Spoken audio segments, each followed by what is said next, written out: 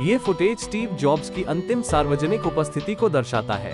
अपनी मृत्यु के 4 महीने पहले उन्होंने क्यूपर्टिनो नगर परिषद से एक अंतिम परियोजना का खुलासा करने के लिए बात की।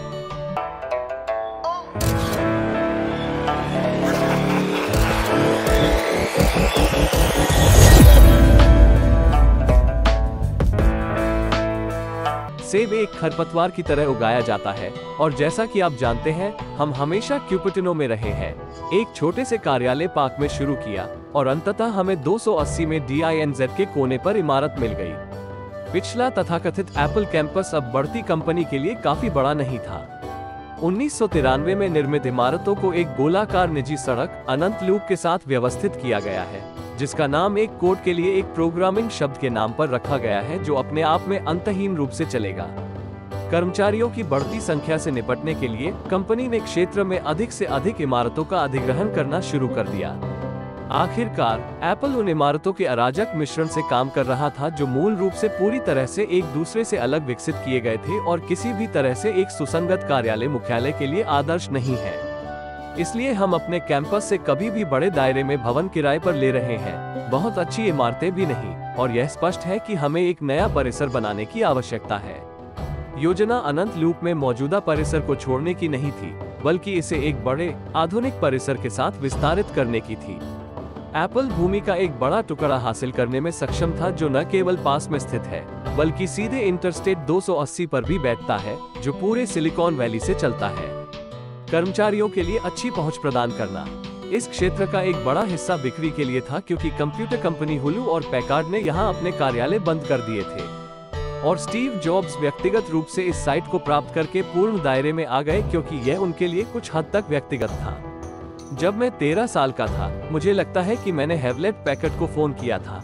वे मेरे आदर्श थे और मैंने बिल हेवलेट को फोन किया क्योंकि वो पालो अल्टो में रहते थे, और उसने फोन उठाया और मैंने उससे बात की और मैंने उससे पूछा कि क्या उसने मुझे उस चीज के लिए कुछ पुर्जे दिए हैं जो मैं बना रहा था, जिसे फ्रीक्वेंसी काउंटर कहा जाता है, और उसने किया। लेकिन इसके अलावा उसने मुझे कुछ और भी जरूरी चीज दी।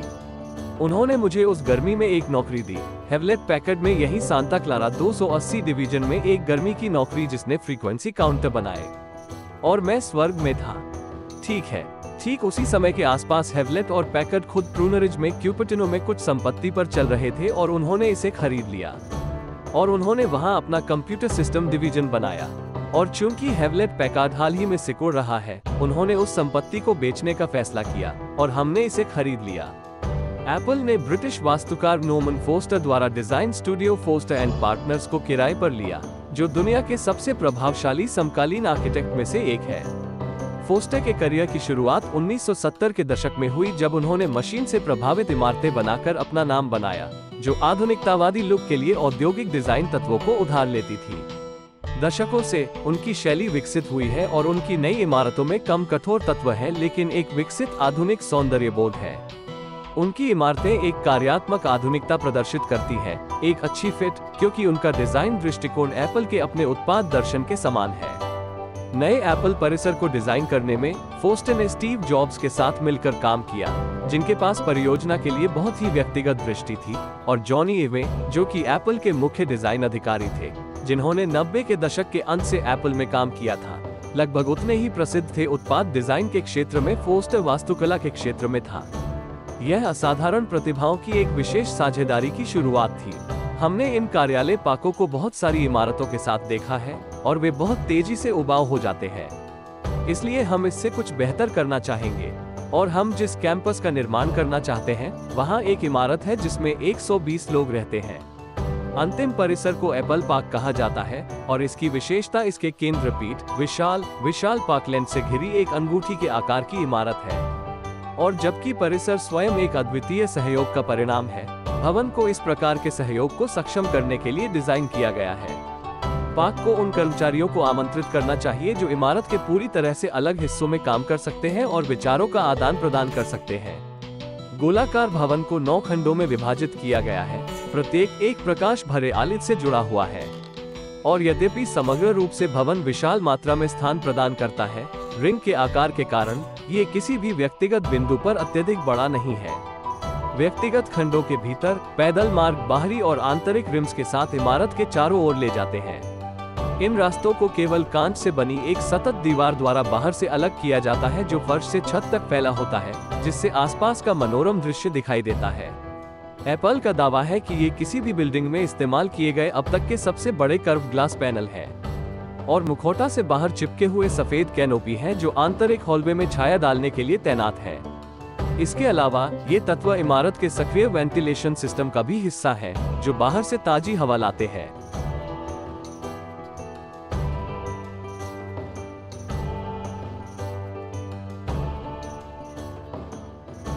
कार्यालय की जगह भी बहुत खुली रखी जाती है, जिसमें कांच की दीवारें खुले बर्तन के डिजाइन को बिछाती है। इस अवधारणा में कर्मचारियों को दिया जाता है एक बड़ी खुली मंजिल योजना तक पहुंच, जहां वे उपलब्ध डेस्कों के लिए स्वयं का पता लगा सकते हैं। इस लेआउट को सहयोग बढ़ाना चाहिए और सहकर्मी रिक्त स्थान और कॉलेज परिसरों से प्रेरित होना चाहिए। लेकिन आधुनिक कामकाजी माहौल की यह दृष्टि कई जगहों पर वास्तविकता से टकराती है। ऐसी रिपोर्टें हैं कि एप्पल के कुछ कर्मचारी ओपन पॉड अवधारणा को नापसंद करते हैं। प्रोग्रामर इस नए सेटअप पर ध्यान केंद्रित करने के लिए संघर्ष कर रहे हैं। एक और जगह जहां कर्मचारी एक साथ आते हैं वो केंद्रीय कैफेटेरिया है। ये पूरी इमारत के लिए एक ही लंच रूम है। रोशनी से भरा स्थान जो फर्श से छत तक उगता है, एक विशाल खुले कमरे की पेशकश करता है, अभी तक एक और बैठक स्थान के रूप में अभिप्रेत है। और बाहरी दीवार के साथ दो विशाल कांच के दरवाजे हैं जो इमारत के इंटीरियर को बाहरी परिदृश्य में मूल रूप से प्रवाहित करने की अनुमति देने के लिए खोले जा सकते हैं। जब पाको के डिजाइन की बात आई तो स्टीव जॉब्स के लिए यह महत्वपूर्ण था कि परिदृश्य कैलिफोर्निया के परिदृश्य का प्रतिबिंब हो जिसके आसपास वे बड़े हुए थे। नया कैंपस न केवल पिछले कैंपस के करीब है, बल्कि जहां से सब कुछ शुरू हुआ था वहां से ज्यादा दूर भी नहीं है। जॉब्स के लिए उनका बचपन का घर, जहां उन्होंने 1976 में स्टीव वोजनियाक के साथ मिलकर पहले एप्पल कंप्यूटर को असेंबल किया था।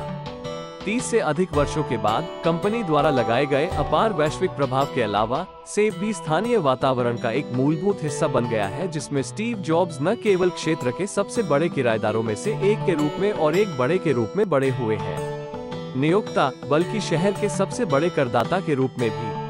कभी यहाँ के गैराज में शुरू हुई इस कंपनी ने पूरे मोहल्ले का कायापलट कर दिया था। इसलिए नए परिसर में पाको को स्थानीय पर्यावरण का जश्न मनाना पड़ा और स्टीव जॉब्स चाहते थे कि वे पास के स्टैनफोर्ड विश्वविद्यालय पर आधारित हो। जॉब्स ने यहाँ के पार्क लेआउट की सराहना की, जिसे फ्रेडरिक लॉ ओल्मस्टेड द्वारा डिजाइन किया गया था, जिसे अमेरिकी लैंडस्केप आर्किटेक्चर का संस्थापक माना जाता है। स्टीव जॉब्स ने स्टैनफोर्ड डिश को घेरने वाले व्यापक हाइकिंग ट्रेल्स की भी सराहना की। विश्वविद्यालय के पीछे पाको के डिजाइन के लिए पुनः दावा किया गया। लैंडस्केप आर्किटेक्ट लॉरी एले को काम पर रखा गया था, जो स्थानीय पर्यावरण के लिए वास्तविक अनुभव प्राप्त करने के लिए 4 महीने के लिए पालो अल्टो में स्थानांतरित हो गए। उनका पार्क डिजाइन कैलिफोर्निया के परिदृश्य का प्रतिनिधित्व करता है।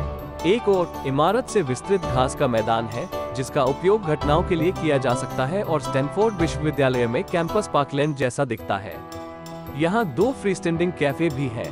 खाड़ी क्षेत्र के अनगिनत खाद्य बागानों को संदर्भित करते हुए पीछे की ओर 800 से अधिक फलों के पेड़ों वाले बाग की कई पंक्तियां हैं। और फिर यह मानव निर्मित तालाब है, जो फिर से आसपास के क्षेत्र के पानी को संदर्भित करता है, जो सभी हरियाली को अस्तित्व में लाने में सक्षम बनाता है। कैलिफोर्निया की 2 सबसे बड़ी नदियां पूरे राज्य में तब तक बहती हैं जब तक कि वे समुद्र में बहने से पहले खाड़ी क्षेत्र में यही नहीं मिल जाती। ये परिदृश्य वास्तुकला का एक आकर्षक नमूना है जो प्रतीकात्मक रूप से देश के इस अद्वितीय क्षेत्र को दर्शाता है। और यह सब अलग अलग प्रकार के ओक के पेड़ों से घिरा हुआ है जो इमारत के अंदर और बाहर दोनों जगह परिदृश्य की संरचना करते हैं, एक प्राकृतिक एहसास पार्कलैंड बनाते हैं जो पेड़ों के रोपण के लिए रास्ते के साथ इमारत के विभिन्न हिस्सों को जोड़ता है। एप्पल ने आर्बोरिस्ट डेव मफले को काम पर रखा, जिन्होंने पहले स्टैनफोर्ड डिश लगाई थी जिसे जॉब दोहराना चाहता था। आज लगभग 20% जगह भूनिर्माण है। इसमें से अधिकांश एक बड़ा डामर पार्किंग स्थल है। हम इसे पूरी तरह से बदलना चाहते हैं और हम इसका 80% लैंडस्केपिंग बनाना चाहते हैं। और जिस तरह से हम ऐसा करने जा रहे हैं वो ये है कि हम अधिकांश पार्किंग भूमिगत करने जा रहे हैं। इन सुरंगों के माध्यम से सुलभ भूमिगत पार्किंग गैराज है, जिसे मुख्य भवन के समान विस्तार के साथ कस्टम रूप से डिजाइन किया गया था। जॉनी एविस डिजाइन टीम ने घुमावदार दीवारों से जुड़े सफेद फ्रेम में प्रदर्शित जानकारी के साथ एक कस्टम साइनेज सिस्टम बनाया और ट्रैफिक लाइट को क्षैतिज रूप से व्यवस्थित किया गया और एप्पल के ऑपरेटिंग सिस्टम में एप्लीकेशन के कोने में आइकन का संदर्भ दिया। लेकिन जमीन के नीचे पर्याप्त जगह नहीं होने के कारण सेब को भी बनाना पड़ा। परिसर के दक्षिणी छोर पर 2 पार्किंग गैराज, ऊपरी बाएं कोने में स्थित एप्पल पार्क फिटनेस सेंटर है। बाहर की तरफ वॉलीबॉल, बास्केटबॉल और सॉकर जैसे टीम स्पोर्ट्स की सुविधाएं हैं, जबकि अंदर एक पूर्ण फिटनेस स्टूडियो है जो केवल एप्पल कर्मचारियों के लिए सुलभ है। पार्क के दूसरी तरफ स्थित एक इमारत है जो एप्पल के प्रेस कार्यक्रमों के दौरान बाहरी लोगों के लिए नियमित रूप से खुली रहती है। स्टीव जॉब्स थिएटर में हालांकि केवल प्रवेश मंडप जमीन के ऊपर दिखाई देता है, क्योंकि वास्तविक सभागार स्वयं पूरी तरह से भूमिगत है। डर का उपयोग कंपनी द्वारा नए उत्पादों की प्रस्तुति के लिए किया जाता है और इसमें 10 लोग बैठ सकते हैं। पुरस्कार विजेता मंडप जमीन के ऊपर इस तथ्य के लिए खड़ा है कि कोई समर्थन स्तंभ नहीं है। छत एक हल्के कार्बन फाइबर पैनल से बनी है और संपूर्ण संरचनात्मक भार सीधे कांच द्वारा किया जाता है। ये दुनिया की सबसे बड़ी संरचना है जो पूरी तरह से कांच द्वारा समर्थित है और घुमावदार ग्लास पैनलों के बीच पतली सिलिकॉन जोड़ों के साथ विद्युत तारों और स्प्रिंकलर पाइप पूरी तरह से छिपे हुए हैं। अंदर एक ग्लास स्पाइरल एलिवेटर है जो इस तरह से घूमता है कि इसके लिए केवल एक दरवाजा आवश्यक है।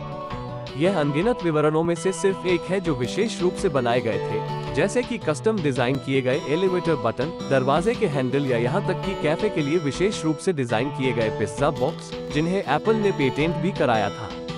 एप्पल पार्क एक ऐसी जगह है जहाँ कोई समझौता नहीं है, लेकिन एक सहयोगी स्थान के विचार को लागू करने से ऐसे मामलों के लिए मूल रूप से मुद्दों का सामना करना पड़ा जहां वास्तविकता को कुछ टीमों की जरूरतों के साथ अलग अलग सेटअपों की आवश्यकता होती है जो उस समग्र दृष्टि से मेल नहीं खाते।